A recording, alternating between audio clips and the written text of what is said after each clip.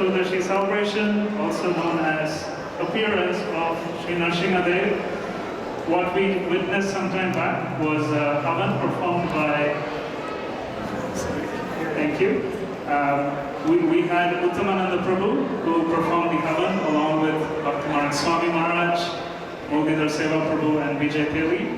So I'd like to thank them for getting us started with a wonderful havan. We also had a 3-hour kirtan earlier this afternoon on this auspicious occasion of Nrsimma Caturdasi. So the program for today, we'll be having a class soon, facilitated by our very own Bhaktimarga Swami. And at 6 p.m. we'll have the Arati and Kirtan and Abhishek starting at 6:30 p.m. And last but not the least, we'll have takeout prasad. We will not be having prasad in the temple hall, but it will be takeout. So you can take it along with you and have it with your family at a later time. For those of you who are fasting, the fast break time for this festival is 9 minutes after 9 p.m. So that's when dusk, that's when Lord Nrsimma Dev appeared. So you can take the prasad with you, but please be mindful of the breaking time for today's fast. So without further ado, we'll get started with our program. As I mentioned, we have His Holiness Bhaktimarga Swami with us. He's not a new figure, we've known him for many, many years. But just a brief and a really short bio about Maharaj. Bhaktimarga Swami was very much born in Canada. He was born into a farming family, and he got into adventurous life of being a monk. And he's also known as the walking monk. He, as you know, he walks often, but he's walked across Canada not just once or twice, but 4 different times. And part of his journey is connecting with people, speaking to them about the path of spirituality, and helping them to realize about the true meaning and goal of life. Maharaj is also known for his artistic presentation, plays and dramas, along with musically amazing kirtans, which I'm sure you all would have witnessed. So today he's going to speak about this festival of Nrsimma Caturdasi. We'll get to know more about why this festival is important, and followed by Kirtan and Abhishek later. So without further ado, please join me in welcoming His Holiness Bhaktimarga Swami. Hare Krishna.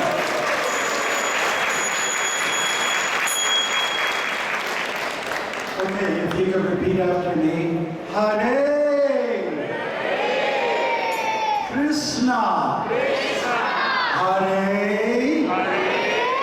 Krishna. Krishna. Krishna. Hare Hare Hare Rama. Hare Rama. Rama Rama. Hare Hare. Thank you very much. Hare Bol. Thank you. Hare Bol. Okay, great. So we'll start with a little chant. I'll need a mridanga player.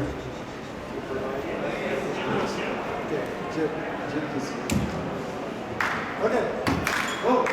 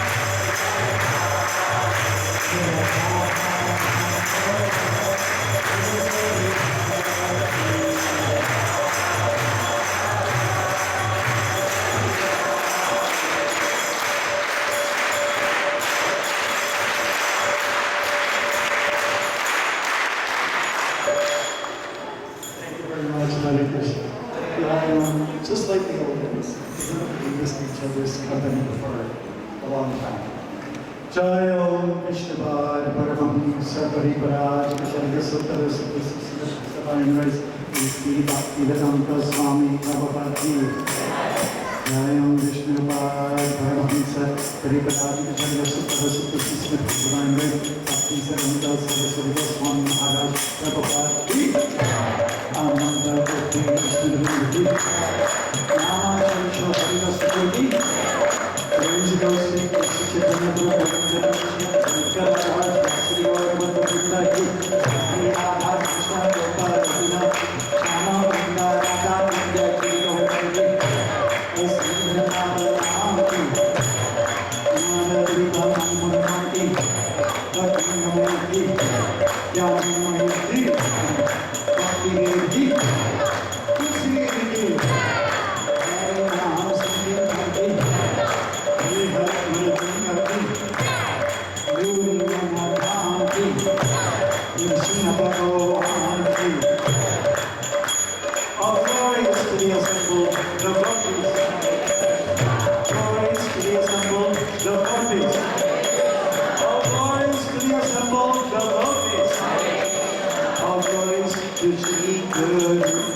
Shri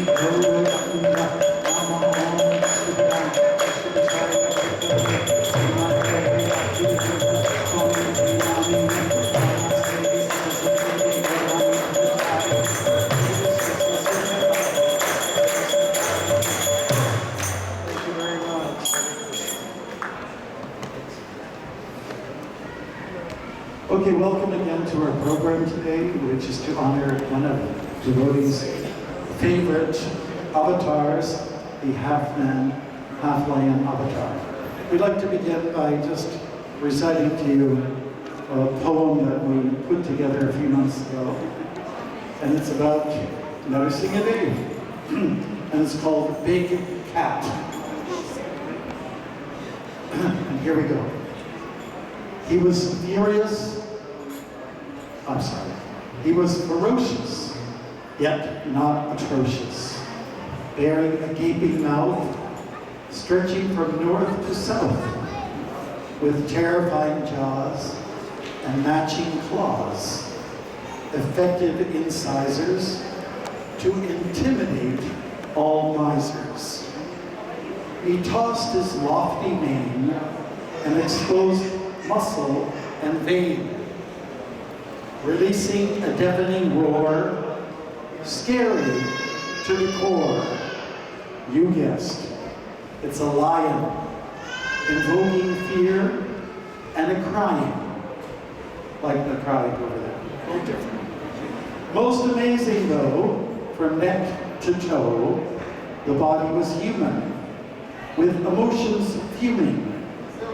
He appeared on the scene, challenging a man who's mean, a case of child abuse for which there's no excuse. Our tale begins with a mean man who hails from an evil clan. There's more. Haribol, guys. Hiranya was born during a devastating storm. Ill omens could be seen. Conditions were extreme. And as he grew, his ego did too. He wanted to strike a deal with the universe, an appeal, to be the most powerful person, in which case the world would worsen. To get some attention, he entered a new dimension, standing on toes, doing yogas. His purpose, most bogus. There under the strong sun, ants ate his flesh till done. Brahma, the cosmic god, took notice, gave a nod. Hiranya thought, now he's immortal, and made his way through a portal with a transformed body, but intelligence naughty. He became empowered, began attacks like no coward.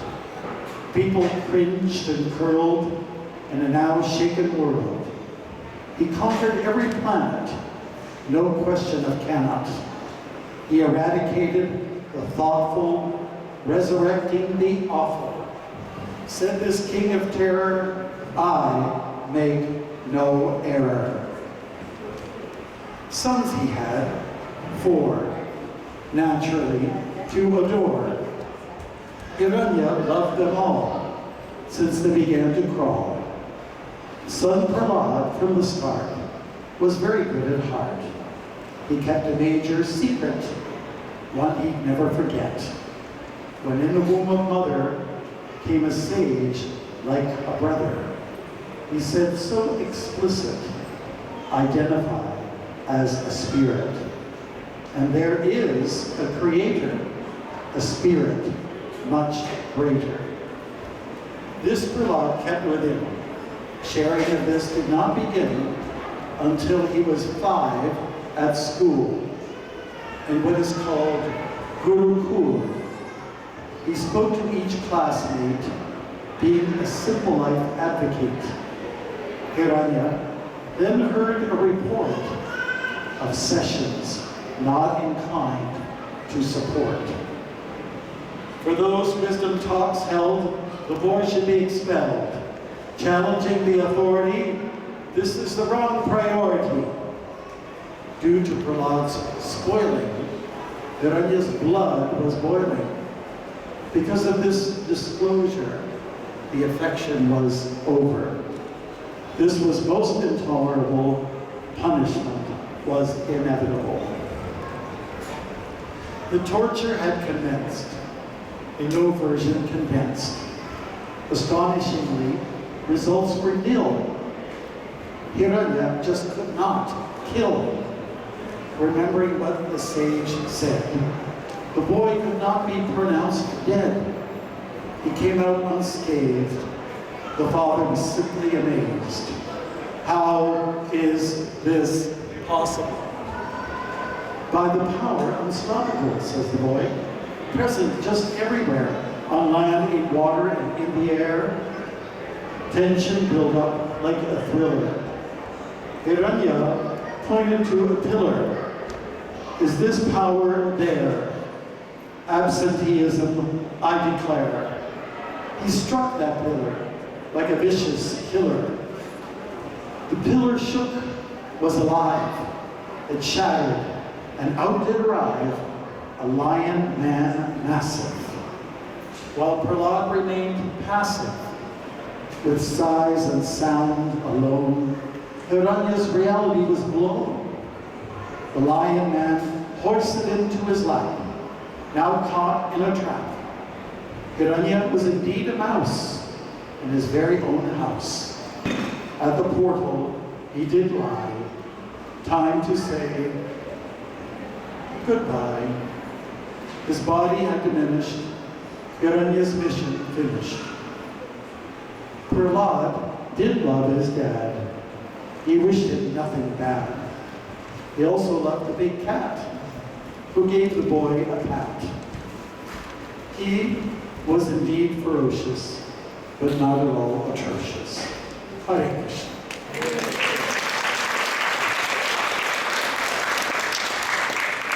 And now we'd just like to turn to a page of verse from the 7th canto of the Bhagavatam. This is a book which is very divine, and it has 12 sections to it. They're called cantos, Srimad Bhagavatam, also known as Bhagavad Purana. And we're going to look at the 7th canto at a chapter entitled The Lord Slays the King of the Demons. Okay, so I'm just going to give you the English here. Just as a small insect falls forcibly into a fire, and the insignificant creature becomes invisible. When Hiranyakashipu attacked the Lord, who was full of effulgence, Hiranyakashipu became invisible. This is not at all astonishing, for the Lord is always situated in pure goodness. Formerly, during creation, he entered the dark universe and illuminated it by his spiritual effulgence. Hare Krishna. So everybody knows what effulgence means? Yes? It means like, it's kind of like light energy. Like it's somebody's aura. And we're all supposed to have some aura, some light coming out of us. And it's not so easy to detect. We can't see it so easily because there's layers of prakriti covering it. Prakriti means material nature, and it's very strong. So now the book, Bhagavatam, helps us to appreciate that there are two major forces in this world. One is matter, and one is spirit. And when it comes to what we're familiar with, I think everyone's very familiar with matter. Like, we just went through a little fire ceremony. So fire was used, dirt was used, twigs was used. I thought I threw everything into the fire. And there were other elements. There's water, there's air, all the basic elements. Bhumir apanalo vayu kammano buddhir evacha. So these elements make up what is called matter. In fact, in this universe, according to the Vedas, there's 24 ingredients that make up this universe. You can study about that in the Bhagavad Gita. It's really wonderful. Okay. So apart from matter, which is something that we can hear, we can feel, we can taste, touch, etc., there's another energy, and that is addressed in the Bhagavad Gita. Aparyam itashtvanyam prakritim vidineparam. That refers to the spirit, the soul.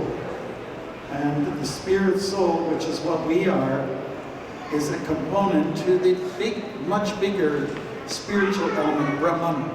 That's one term, Brahman. And we are mainly composed of Brahman, but we take on matter in the form of a body, a physical body, as a young boy who walks across the floor, okay? And, or in some other shape or form, one of the 8,400,000 different species of life. We take on images made of the material elements. But in actuality, we are basically spiritual. That's what we are. And when you hold up the spirit against matter, there's actually no match. The example that is given here is that when Nrsimma, the half-man, half-lion, appeared in the world, he came from a pillar, and that pillar shattered and went into smithereens all into the atmosphere in a palace. And then the Lord showed his effulgence.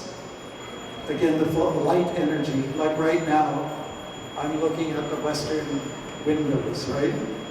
And you're looking east, but some of you can feel the rays of the sun coming from the westerly direction. It's pretty clear. I see people over here are bathing in the sun, having a good time. Okay.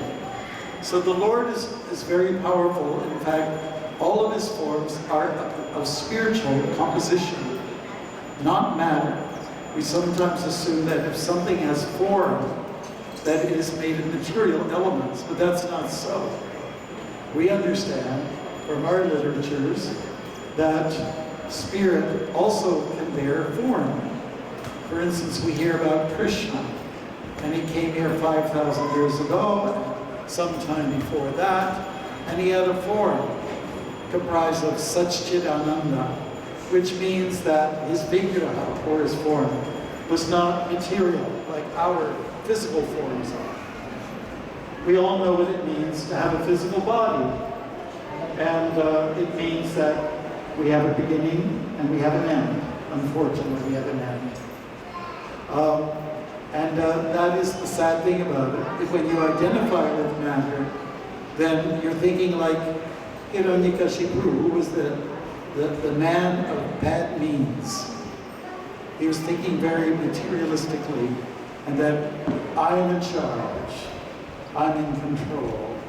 And indeed he was in control, but only for a short amount of time.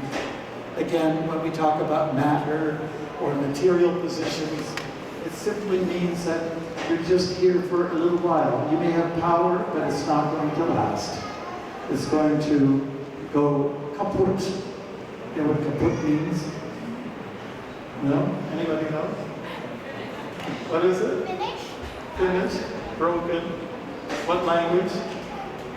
German? Yes. Okay. So that's the nature of matter.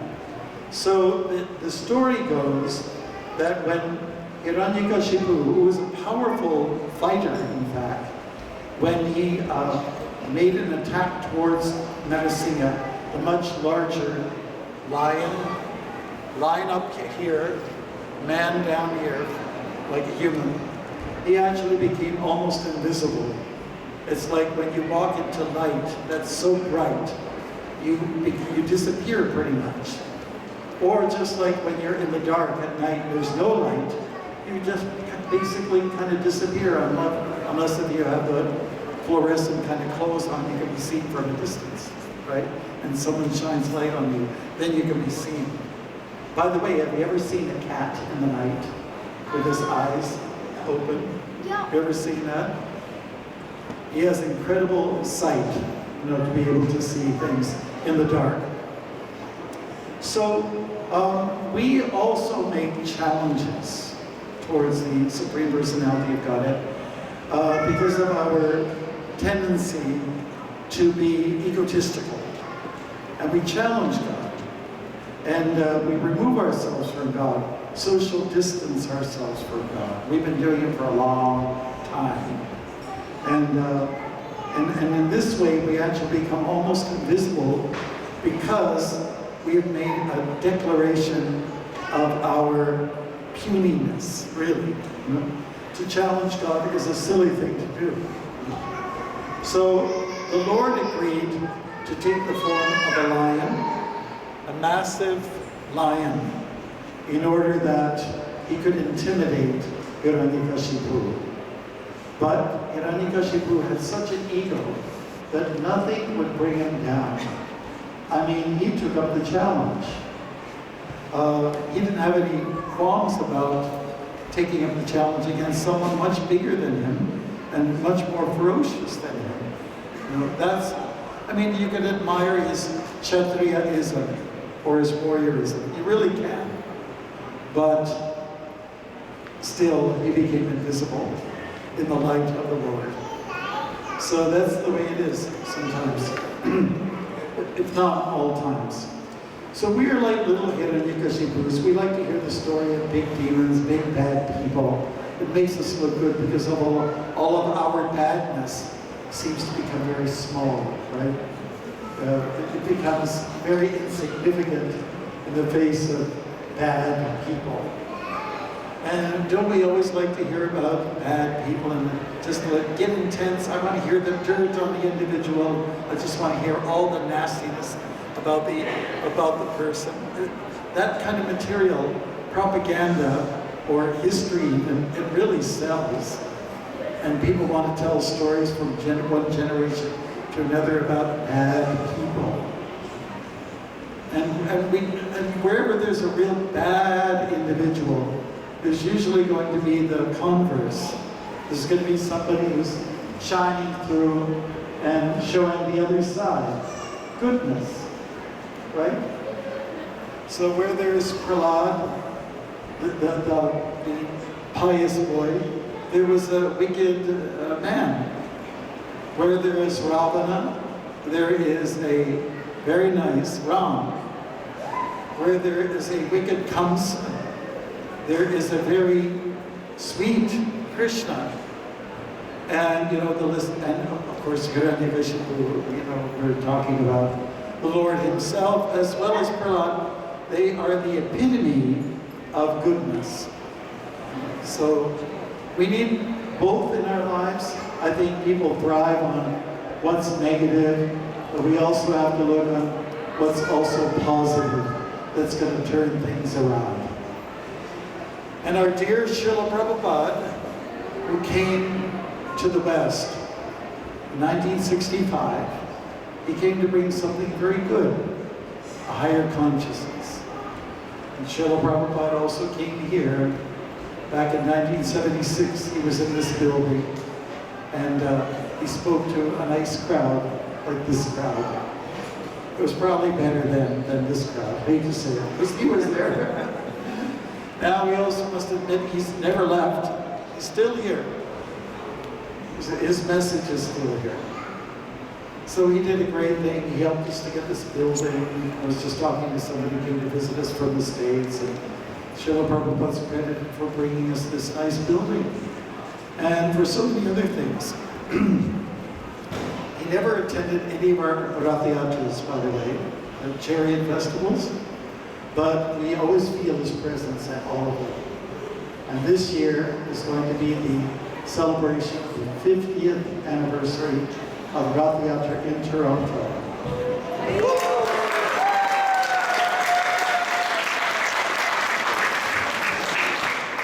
I gotta get it into place.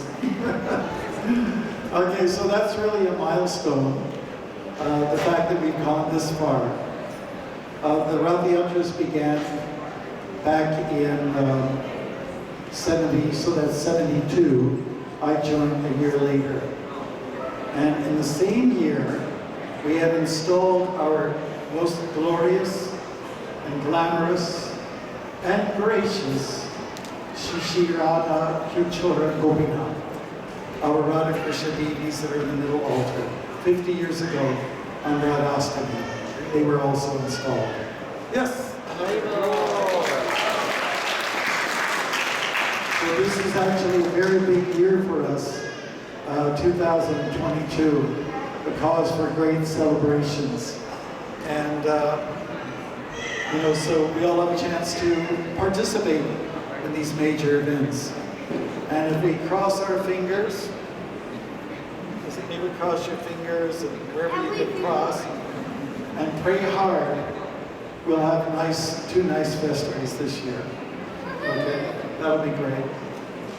And we pray for beautiful weather, we pray for Krishna's mercy, and we've gone through a real interesting time during the pandemic, where we couldn't be together. And so many interesting things happen. When a Vaishnava looks at what people consider bad, he or she will always say, well, some good had to come out of it. And maybe you can give that your own analysis. I don't have to get on with it.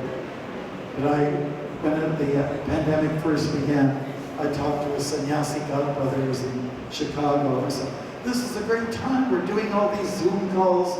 We're doing classes all over the place. We never were able to do that before. And you could reach out to hundreds of thousands of people. So some good things came out of it. Some of us build up our relationships. We build up an appreciation for each other. And in some cases, we just got sick of each other. You again, day after day, 24/7. Krishna, though, is teaching us how to learn tolerance, how to learn how to be nice to each other, even during difficult times. I certainly remember, now going back, it was like heaven at a time when there was no automobiles on the road practically, only people, human beings walking and talking to each other. Do you remember that time? It was just a short period. It didn't last too long. But my goodness, it wasn't ever nice. I remember one day, the weather was really beautiful, and everyone was walking on the streets. And I was walking through Rosedale, one of those gorgeous grand mansions. And there were a lot of people on the veranda, and they were having drinks, not beer. They don't drink beer over there. And they have fine champagnes, and so they saw me, hey, come on over. So people were in a good, of course I didn't go. Okay, I just waited from a distance. So it's been an interesting time. We've all had to learn some austerities, and we've had to learn to depend more on Krishna. And that's it. The whole thing is like Hiranyakashipu. A few years ago, about 10 years ago, I remember Yura, I think you came to visit me. and I had a hernia operation. I had to go to the special Schultes hospital. Is that right? Did I see you there? Maybe. Okay. And you know, it was painful having that hernia. And people asked, I heard you're in the hospital. And I said, yes, I had a hernia kashi. Yeah. So if we're confronted with difficult people, which happens, there's no way you can find a place where everyone's really sweet. That's a fact. There's only one place, and that is Vaikuntha. But in this world, you're not going to find it. So I would say, look at it from a different perspective. If you're looking at or associating with people that are not so nice, sometimes it's like work. Then just see it, okay, I'm here to learn some patience. That's all. Learn how to live with what's tough. And Prabhupada's Guru Bhaktisiddhanta used to say that if someone comes along and acts a little bit antagonistic, consider them that maybe they're a friend. And somebody who praises you too much, consider maybe you're my enemy. You're overdoing it. It's overkill. You know, stop right there. No more praises. Which sometimes happens when you're in sannyasi attire. People come to you and they kind of overdo it. And it's hard to stop people. Yes. So anyways, we wanted to thank you all for coming to celebrate on this super special day of Nrsimma Caturdasi, however you want to say it. And to celebrate with us in another one of those great defeats against evil, you know, against Maya. You know, for devotees, every day is a party. It's a celebration, isn't it? We should never carry on in this life as if there's something grim. Nothing is grim for a Vaishnava. Nothing is grim for a devotee. Everything is optimistic. Everything has a positive angle. And it just takes a little perception to see it. In fact, when we study the Shastra, the scripture, we're encouraged to see the world from a different perspective. Yes, the books get negative about the material world. If you read Bhagavad Gita, it's quite negative. It's really down on the material world. It is. But it also helps us to see another perspective. You know, yes, it's tough. Dukhalayam ashashvatam. But try to see it from another perspective. It gives you a chance to get stronger and to take shelter of the Lord. That word shelter is so nice. Shelter indicates when you're protected from the elements, from the strong sun, and maybe the heavy rain. I know in some of the walks we've done, like in Northern Ontario, second time I went across, third time actually, I had a super big umbrella. And people thought it was kind of weird, the motorists, especially in the middle of nowhere. Hey, what's that guy doing there? You know? And they determined, oh, here's a monk. And why is he having an umbrella? Does he think it's raining?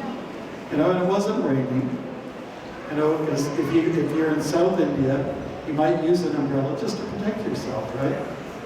So that's shelter. And our shelter is with Krishna. And the way to get to Krishna is through mantra meditation.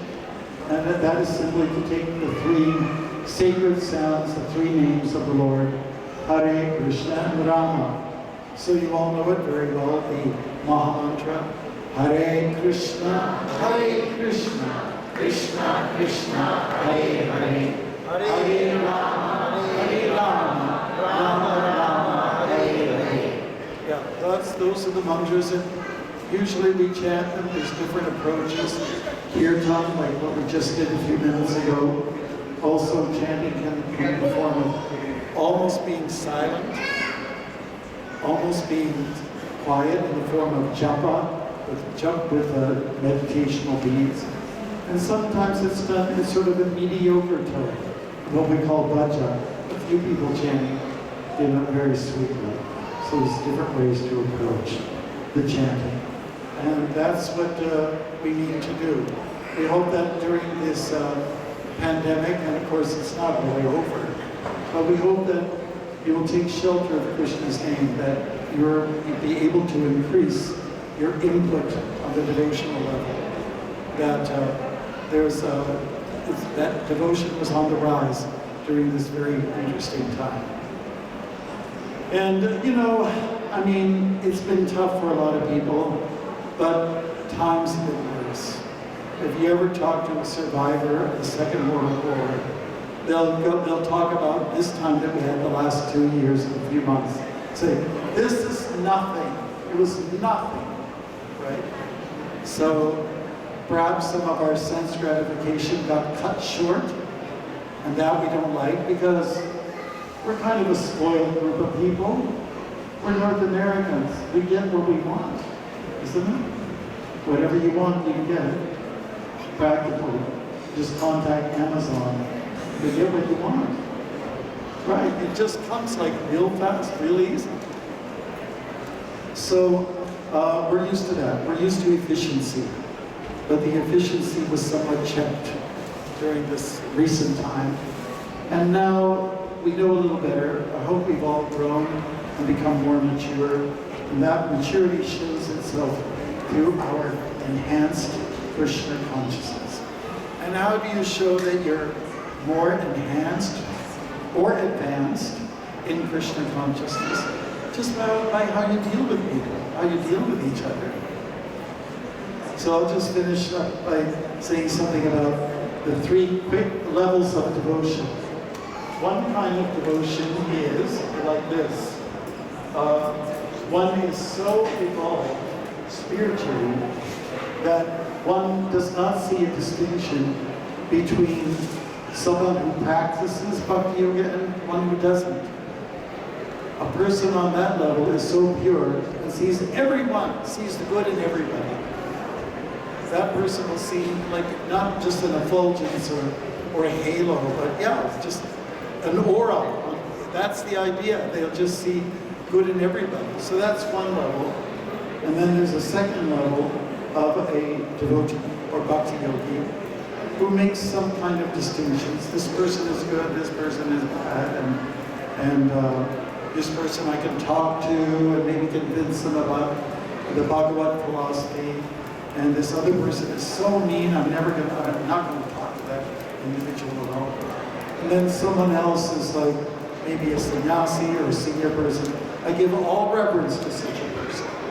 So that's the second stage. It's called Madhyamādhikari, in the middle. And then finally, there's another person, type of individual, who follows Bhakti Yoga. And that's pretty good in number, I'd say.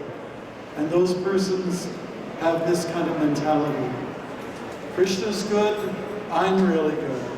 Practically everyone else is not so good, or even bad. That kind of distinction, drawing those kind of lines. So, I like to say, for instance, a mentality. I'm proud of the fact that I'm doing Bhakti. I'm so much better than everyone else. So this is kind of a demented mentality, and it's also very harmful for your spiritual development. So if you're on that level, pray to Krishna, take shelter, get that big umbrella out, and become advanced. And that's done through good sangha, good association. And if you're in the middle stage, try to reach the topmost stage. After all, Krishna demands sarva dharman parityaja mamekam sharanam vraja aham tvam sarva papebhyo mokshashami mashicha. That's from chapter 18, text 66. Chapter 18, text 66. 1866, everybody over there sing the verse. Okay, so that means that full surrender and accept the moksha that's coming your way. Agree that Krishna will relieve you of karma, which is called pap in Sanskrit. And also then he removes stress, takes away all your worries. 3 things he does for you. It's pretty good deal. So we take shelter of Nrsimma Day. I mean, to the public, lions are adorable, and they're also very much to be feared, isn't it? Especially the super big ones with the loud roars. And Nrsimma was like that. So if you're interested in hearing about the Avatar half man, half lion incarnation, you can certainly hear about him from the book called the Srimad Bhagavatam. So thank you. I'm sure there's probably going to be some announcements that are to be delivered. That corner is really close. Do we have an MC around here? I think the MC should be. Okay, and I also was asked to take a minute of our time. I want to address something. During the pandemic, we had members from our community. Haribol, guys. Okay, we had a number of people who passed away in our community during that pandemic, and we could not attend functions. We couldn't go to the funerals, and it was very crippling. It was very difficult for us. For somebody like myself who goes to a lot of the funerals and usually goes there to read the Kirtan. And we had some people like strong devotees who were very close to us, like Nimai Chandra, spent many years living in the temple, and we just couldn't go to the funeral.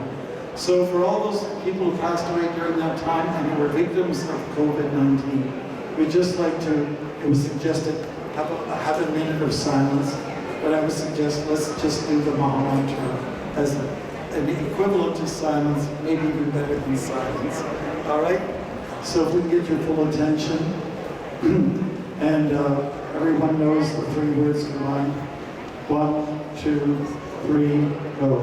Hare Krishna, Krishna Krishna, Hare Hare, Hare Rama, Rama Rama, Hare Hare, Hare Krishna, Krishna Krishna, Hare Hare, Hare Rama, Rama Rama, Hare Hare, Hare Krishna, Krishna Krishna, Hare Hare, Hare Rama, Rama Rama, Hare Hare, Hare Krishna, Krishna Krishna, Hare Hare, Hare Rama, Rama Rama, Hare Hare, Hare Krishna, Krishna Krishna, Hare Hare, Hare Rama, Rama Rama, Hare Hare, Hare Krishna, Krishna Krishna, Hare Hare, Hare Rama, Rama Rama, Hare Hare, Hare Krishna, Krishna Krishna, Hare Hare, Hare Rama, Rama Rama, Hare Hare. Thank you very much, Hare Krishna. I would just like to make an announcement that we do dedicational kirtans. Kirtans in honor of people for their birthdays or weddings or passing away or wars. We do dedications every evening here from 7 to 7:30. So just to let you know, Hare Krishna. Thank you so much. Haribol.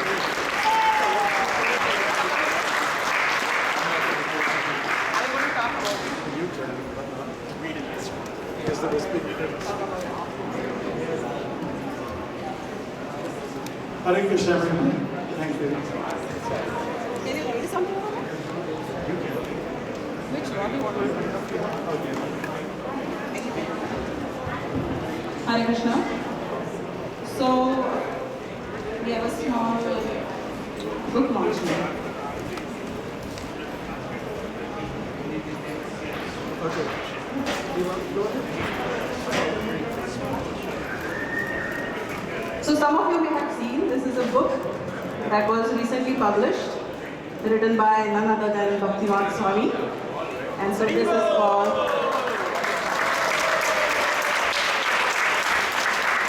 it is called The Saffron Path, and it contains all the stories of Maharaj on his multiple walks across the world. It's a great book. It is not yet available here at the temple. I bought my copy from Amazon. And so I encourage you to do the same. And we can't have any book leave Maharaj's hand without reading something from it. So I'm going to hand it to Maharaj to read something from the book. Okay. The background to this is I was walking just a little north of Denver, Colorado. There's a very busy highway, actually quite dangerous. I think it was Highway 40. So some police came to see what I was up to, and they were concerned for my well-being. So the police officer says, "Do you sleep in a ditch?" He says, "No, I'm not quite that austere, because someone is sponsoring rooms for me and my support team." So along the way, anyway, the question came from a police officer who, along with his partner, listened attentively as I explained why I was walking along the highway at such an early hour. I imagine the police see all kinds of folks out on the road, including hitchhikers, drifters, marathoners, cyclists, free spirits, and an occasional monk. The two policemen expressed concern for my safety, considering the high speed of the traffic and the narrow shoulder along Highway 40 near Colorado, Denver. Traffic and lack of space weren't my only challenges, because out there between 5:30 to 6:30 a.m. was no happy hour. It was mosquito hour. Hare Krishna.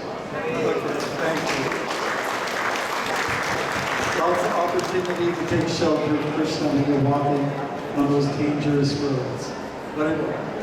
Thank you, Maharaj. So everybody please look out for the book, The Saffron Path, in our boutique and also on Amazon. It's available. It will show up at your doorstep within 24 hours. So please buy your books, and the next time Maharaj is in town, maybe he can sign it for you. Hare Krishna. Thank you, Vaji. Let's show our appreciation for Bhaktimarga Swami once more.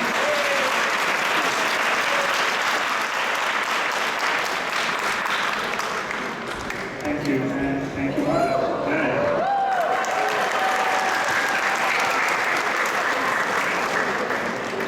Thank you all. Just a couple of quick announcements before we start the kirtan for today. We would like to express our gratitude for all the cooks who have been cooking up today's feast. And this includes Aditi Mataji, Bhadra Krishna Prabhu, Rasamandal Prabhu, Nitya Tripla Mataji, and Radha Vinod Prabhu. Let's show a big appreciation for all the cooks and for everyone who helped them. So today's feast is being sponsored by Shokila Mataji, Samir Santosh Nayak Prabhu, Suprana Bose, Jagannath Mishra Prabhu. I think some of you are here. If you are here, please do collect your gifts from the front desk, and we'll show an appreciation to them by chanting the Hare Krishna Maha Mantra once, loudly. Hare Krishna, Krishna Krishna, Hare Hare, Hare Rama, Rama Rama, Hare Hare. And thanks to many other donors who contributed towards this festival of Nrsimma Caturdasi. Please do visit the front desk if you are interested to donate or be part of the festivities. Lastly, as you can see, the beautiful deity's outfit, it was stitched and sponsored by Mother Ragini and her sister Tulsi Devi Dasi. So let's give a big appreciation for them as well for stitching out such a beautiful outfit. And thank you all for participating. We will, this is our in-person festival. We had one during Lord Purnima, Ram Navami, and now for Nrsimma Caturdasi. So we're grateful that you are here with us. Just to let you all know, we do have weekly virtual programs every Sunday, and every Thursdays from 7 to 8, we have Bhagavad Gita class. This is a virtual session on Zoom, so while you may not be able to visit the temple, you are most welcome to stay connected virtually. More details can be found on our website, pramantokrishna.com. And also would like to let you know that every Sundays we have Sunday Fun School for the kids between age 4 to 12. This is a nice and fun way for the kids to learn about Vedic knowledge, from the Bhagavad Gita, Srimad Bhagavatam. And it is open for registration. If you would like your kids to participate, please do visit the website again, or feel free to reach out to our kids@torontokrishna.com. So the time right now is almost 6. We will get started with Kirtan, and at 6:30 p.m. we will be having an Abhishek, which will happen right here. And post Abhishek, we will have Prasadam, take-out Prasad containers, which you can carry along with you. But like I mentioned, the fast breaking time for everyone who's keeping fast is 9:09 p.m. So you're most welcome to take the Prasad with you, but just reminding you about the break time. So thank you all once again, wishing you all a very happy Nrsimma Caturdasi. We hope you had a good festival. Please continue to stay around. We have 1 more hour of program, and we will now get started with Kirtan. Hare Krishna.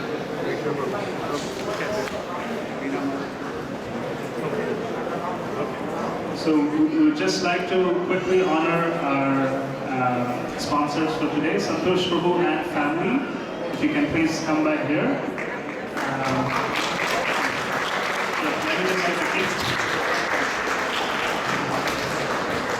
We are so grateful for your support.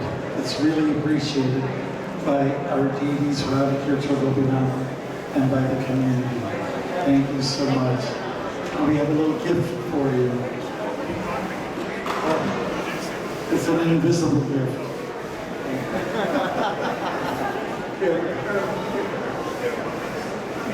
For the time being.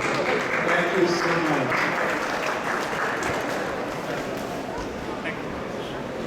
We can get started with Kirtan. You guys ready?